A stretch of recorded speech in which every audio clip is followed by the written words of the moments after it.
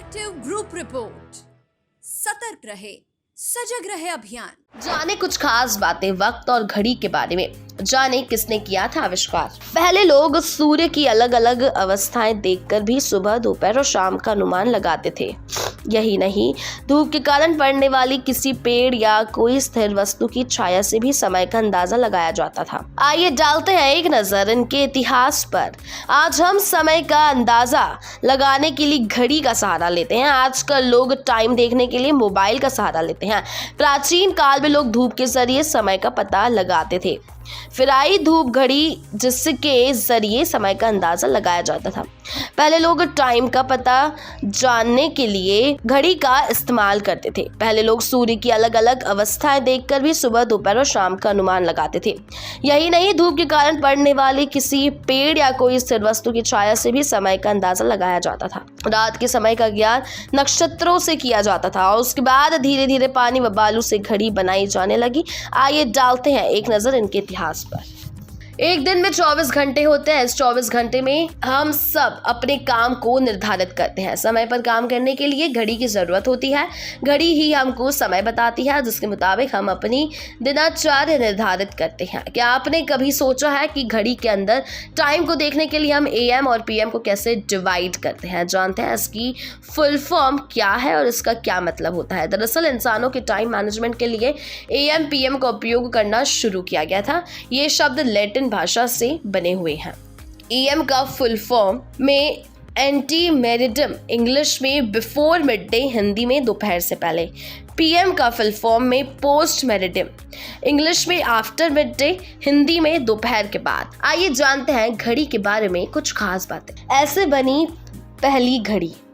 सन 946 में pop Sylvester second ने बनाई थी। यूरोप में घड़ियों का प्रयोग 13वीं शताब्दी के उत्तरार्ध में होने लगा। इंग्लैंड के वेस्टमिंस्टर के घंटाघर में सन 1288 में तथा सेंट एल्बान्स में सन 1326 में घड़ियां लगाई गई थी।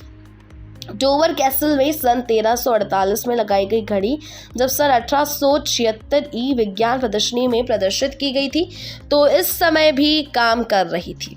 जर्मनी के न्यूरमबर्ग शहर में पीटर हेनलेन ने ऐसी घड़ी बना ली थी जिसे एक जगह से दूसरी जगह ले जा सकता था। कई सिद्धांतों पर बनती है घड़ियां। जैसा ही हम आप सबको बताते हैं कि घड़ी एक सिंपल मशीन है जो पूरी तरह स्वचालित है और किसी न किसी तरह से वो हमें दिन का प्रहर बताती है। ये घड़ियां अलग अलग सिद्धांतों पर बनती है, जैसे धूप घड़ी, यांत्रिक घड़ी और इलेक्ट्रॉनिक घड़ी। इलेक्ट्रॉनिक घड़ी, पहले बाजारों में इलेक्ट्रॉनिक घड़ी बनाई जाती थी। इस घड़ी में सेल नहीं होते थे। ये घड़ी भी 24 घंटे सही टाइम बताती थी। जल घड़ी। जल घड़ी का आविष्कार चीन देशवासियों ने लगभग 3000 साल पहले किया था। इसलिए एक मात्र में पानी भर दिया जाता था और उसकी तली में छेद कर दिया जाता था। उसके बाद किसी घड़ी के आधार पर बालू का उपयोग करते हुए टाइमर बनाया गया, जो आज भी काफी लोकप्रिय है। धूप की घड़ियां। धूप घड़ियों का प्रचलन अत्यंत प्राचीन काल से होता आ रहा है, जिनमें आकाश में सूर्य के भ्रमण के कारण किसी पत्थर या लोहे के स्थिर टुकड़े की परछाई की गति में होने वाले परिवर्तन के द्वारा घड़ी या प्रहर का अनुमान किया जाता था।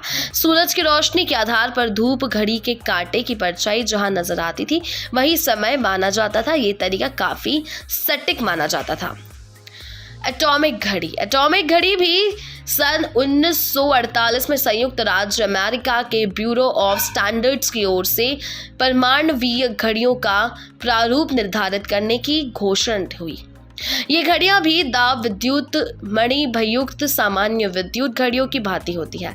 समय के साथ फैशन का भी रखती है ध्यान। पॉकेट वॉच के बाद कंपनियों ने कलाई घड़ी बनाना शुरू की। घंटाघर व पॉकेट वॉच के बाद यूरोपीय देशों ने कलाई घड़ी बनानी शुरू कर धीरे धीरे इनका फैशन बढ़ता गया और स्टाइल बदलते गए। आज के समय में ये फैशन में है और तमाम तरह के ब्रांड इन्हें बना रहे हैं।